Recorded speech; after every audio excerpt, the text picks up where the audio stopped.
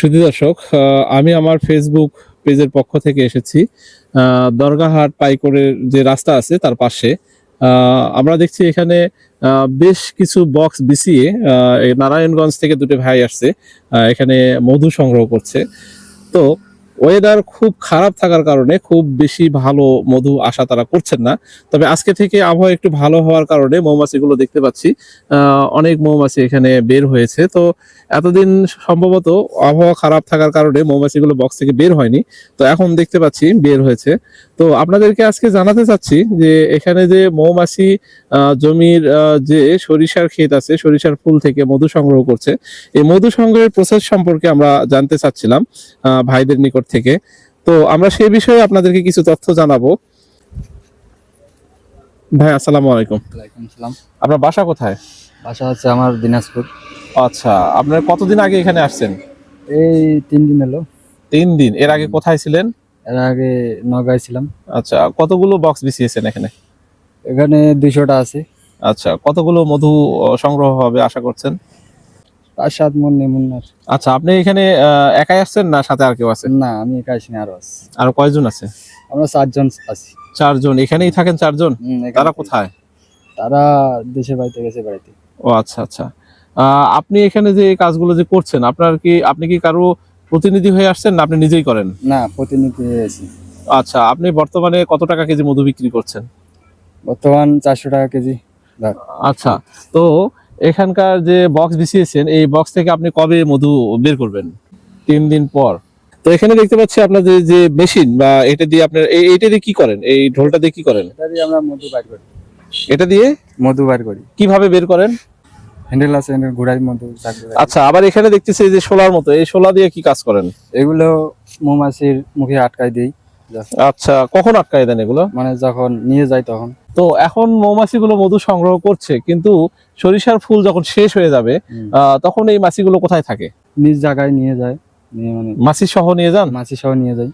আচ্ছা, আমাদের মানে একটা ধারণা আছে যে যখন মৌমাছি মধু সংগ্রহ শেষ হয়ে যায় আপনারা বক্স নিয়ে যান, এই বক্সের ভিতরে কি মাছিগুলো থাকে 6 মাস থাকে, বা যতক্ষণ পর্যন্ত পরবর্তী সরিষার ফুল না আসে, মানে পরবর্তী সিজন না আসে, ততদিন কি এই বক্সের ভিতরে মাছিগুলো থাকে? হ্যাঁ, বক্সের ভিতরে মাছি থাকে।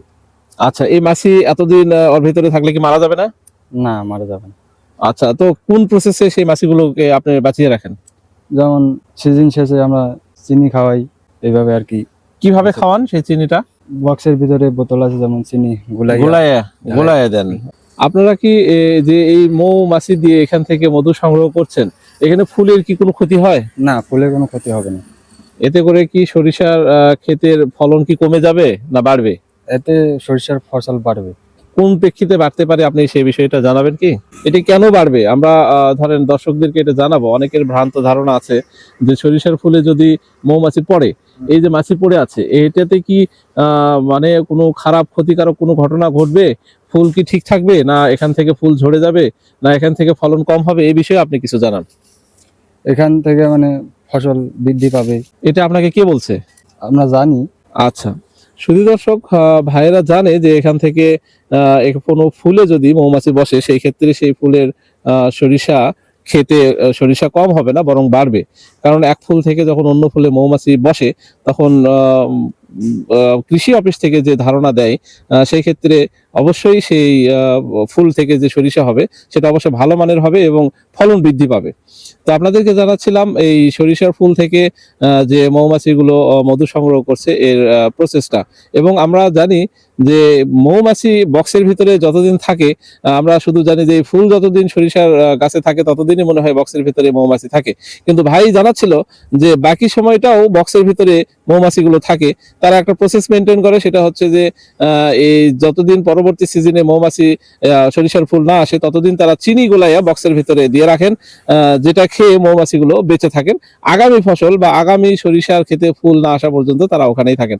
তো শুধু দর্শক, আমি পরবর্তী প্রসেস যে প্রসেসটা হচ্ছে যে বক্স থেকে যে মধু তারা কাটে বা মধু সংরক্ষণ করে, সেটা আমরা পরবর্তী প্রসেসে দেখানোর চেষ্টা করব।